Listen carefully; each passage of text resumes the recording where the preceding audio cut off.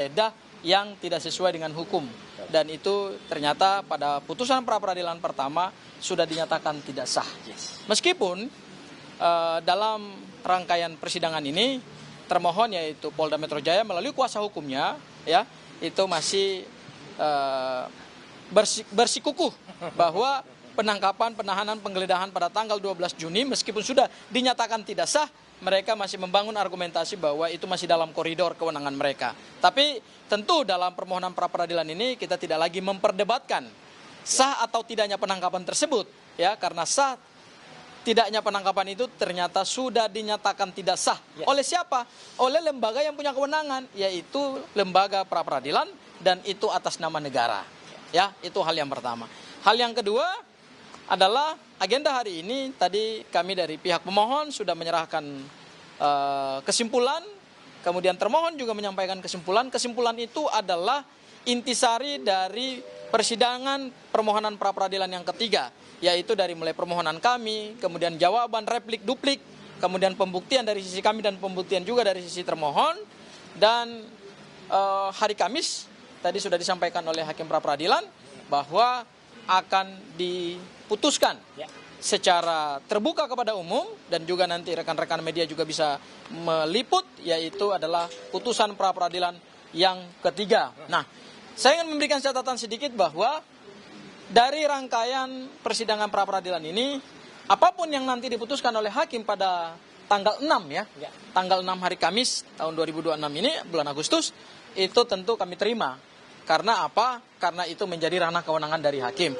Tapi kami sungguh yakin dan percaya bahwa hakim tidak akan membuat putusan yang jauh dari putusan yang pertama. Karena putusan yang pertama itu juga dibuat oleh hakim yang sama, dan di dalam pertimbangan hukumnya atau di dalam rasio desidendinya, dia menyebutkan bahwa untuk permohonan ganti kerugian silahkan dimohonkan dengan permohonan pra-peradilan yang lain. Dan ketika hakim menyatakan bahwa penangkapan, penahanan, penggeledahan tanggal 19 Juni 2026 itu tidak sah, maka sebenarnya tinggal hakim kemudian ketuk palu ya, Mas Roy ya, untuk kemudian mengabulkan permohonan kami. Berapa nilai besaran yang akan dikabulkan oleh hakim tunggal pra-peradilan, tentu kami serahkan kewenangan itu kepada yang mulia. Tetapi yang pasti adalah berapapun nilainya, ya, kalau berdasarkan peraturan pemerintah 92/2015 minimal adalah Rp500.000, maksimal 100 juta, ya. Tentu dalam plafon itulah yang kemudian kami minta ada keadilan, ya. Berapapun nilainya buat kami tidak penting nilainya. Yang penting adalah ini menjadi satu pembelajaran hukum bagi bangsa Indonesia bahwa di dalam rezim KUHP baru, di dalam KUHP baru tidak boleh lagi ada aparat yang sewenang-wenang, karena pada pra-peradilan pertama pertimbangan hakimnya adalah ada kesewenang-wenangan dari aparat penegak hukum. Itu hal yang kedua. Kemudian hal yang ketiga, ada permohonan pra-peradilan yang keempat, dan itu akan dimulai sidangnya pada hari Jumat tanggal 7 ya, Agustus 2026 pukul 9. Terkait dengan apa? Terkait dengan nanti disampaikan oleh Mas Roy ya. Saya sampaikan saja ya. Yaitu adalah kami memohonkan supaya permohonan kami terkait dengan pencekalan dicabut. Karena sampai hari ini Polda Metro Jaya belum memberikan klarifikasi apapun terkait dengan status pencekalan. Dan berdasarkan pasal 158 KUHP yang baru, di pasal 158 itu ada 9 item yang bisa diajukan permohonan pra-peradilan.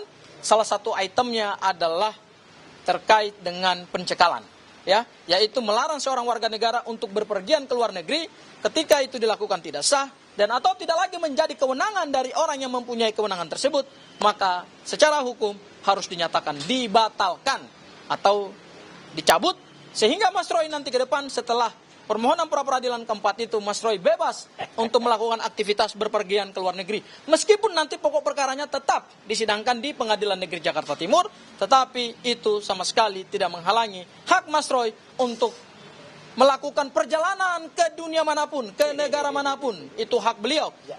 Kami harapkan mudah-mudahan itu dikabulkan juga ya, Mas Roy ya. Dan sekali lagi, permohonan yang keempat ini sama sekali juga tidak mengganggu pokok perkara. Ya, karena ini tidak berhubungan dengan pokok perkara, tetapi ini berhubungan dengan hak seseorang untuk mendapatkan kebebasan beraktivitas baik di yurisdiksi Indonesia maupun juga di yurisdiksi di luar Indonesia.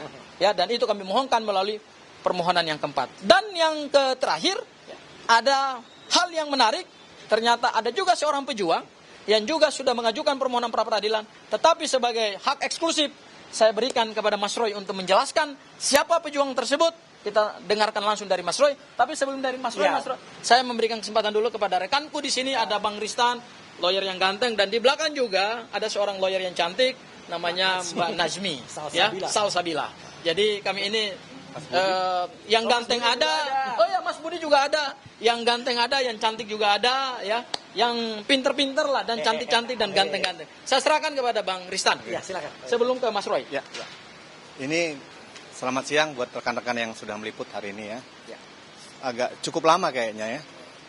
Atau mungkin kemarin yang lebih lama daripada hari ini. Jadi begini, intinya adalah ini tadi udah diborong nih sama Bang. Intinya adalah praper 3 ini adalah masalah ganti rugi. Jadi ini tidak sekonyong-konyong kita melakukan ganti rugi kepada Polda. Ini ada kelanjutannya.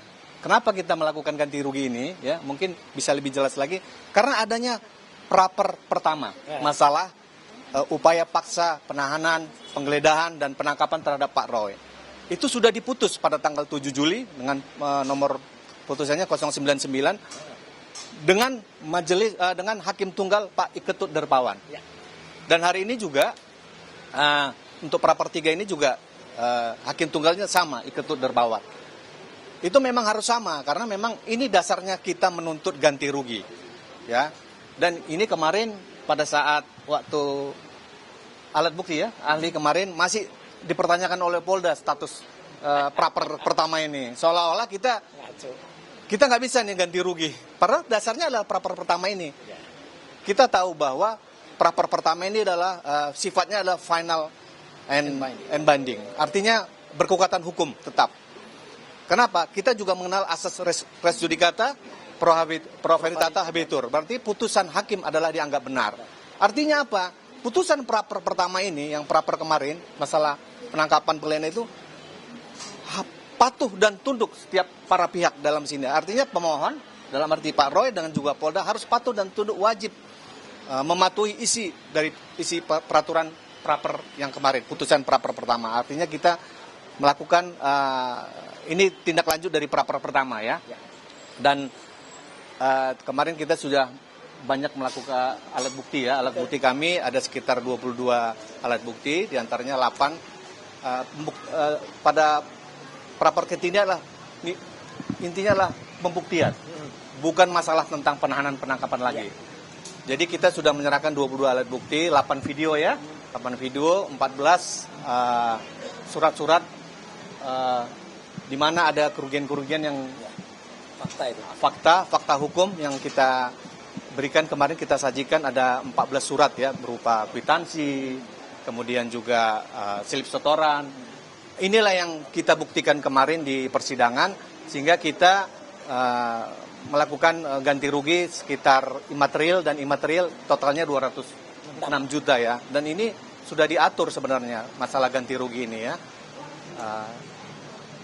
Dia paling rendah 500 sampai dengan 500.000 sampai dengan 100 juta. Itu ada di PP 92 tahun 2015. Artinya apa? Yang tidak mengalami, apabila tidak mengalami luka yang berat atau kematian, itu minimalnya segitu ya, 500.000 sampai dengan 100 juta. Jadi kita wajar meminta nilai ganti segitu. Dan Pak Roy, dan ini kita juga hasilnya nanti juga bukan untuk kita ya Pak ya. Kita akan rencananya akan kita sumbang kepada Yayasan Yatim Piatu. Intinya itu. Jadi bukan untuk kita ya Pak Roy ya. Nah, mungkin itu dari kami ya. Oke.